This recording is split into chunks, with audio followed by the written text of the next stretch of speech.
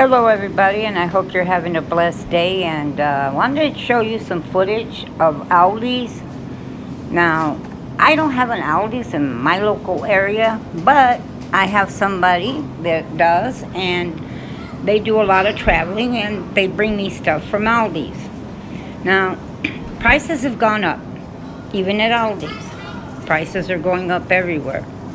But I still don't think that they've gotten so high that people are really suffering that much. Not yet.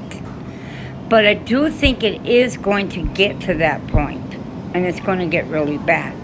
But when you look at people's carts and you see what they're buying, you say to yourself, if they're buying that, they're not in pain yet, or they wouldn't be buying it. Now look at this. The biscuits there, 99 cents. Now it's their brand. Who knows if they're any good? Normally, I don't really buy biscuits. I usually just make them.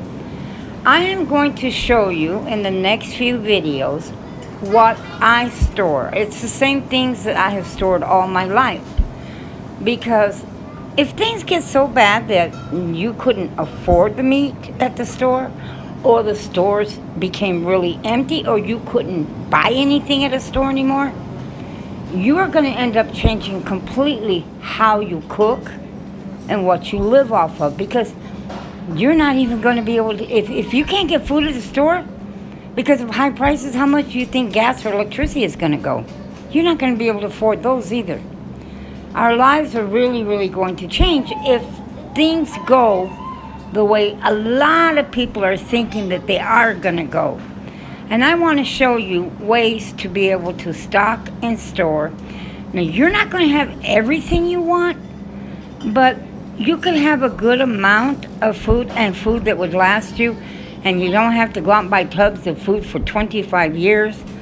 And it will cost you an arm and a leg, or a freeze dryer, where you freeze dry everything.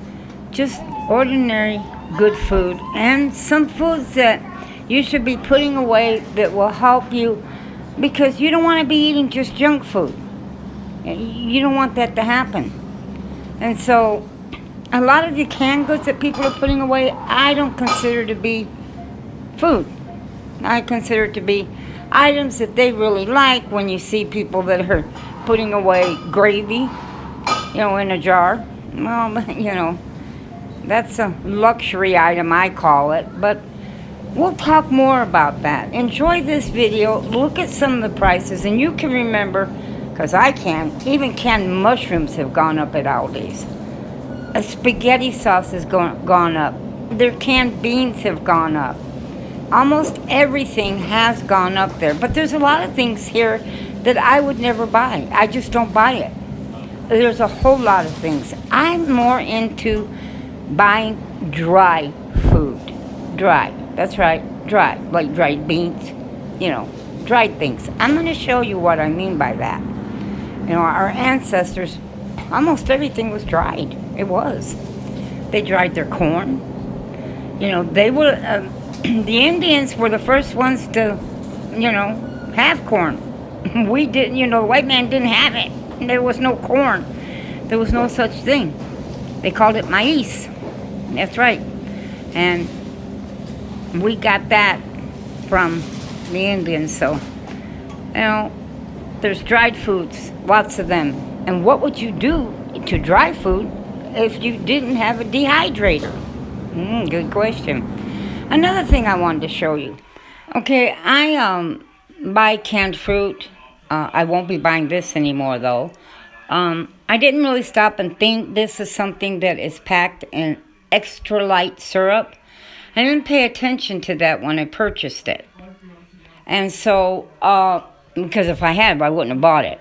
But, and it's the only canned fruit at Costco, because I got this from Costco, because it's only $5, around $5 a can. And that's pretty good for a can this size.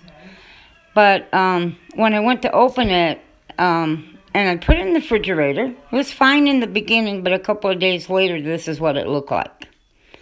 Now, the reason it looks like that is because it was canned in extra light syrup.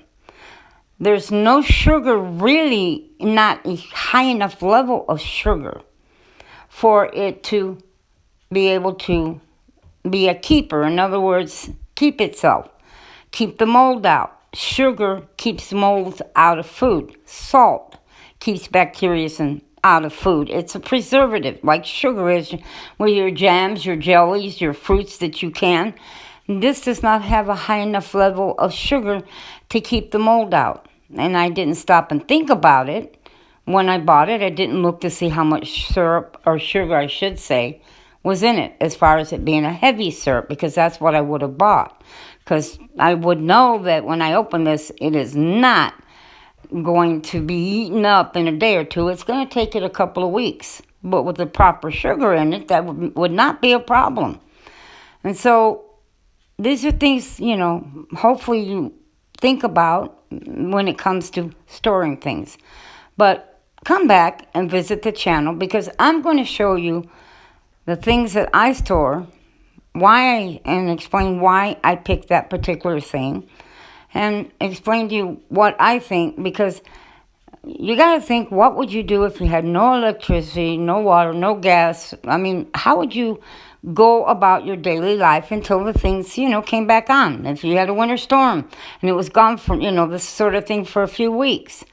But also, I'm going to talk to you about what I feel is the absolute best things to be putting away for storage long term. And I also am going to talk to you about gardening. I don't think gardening is your first line of defense. It's not something you can really depend on for survival.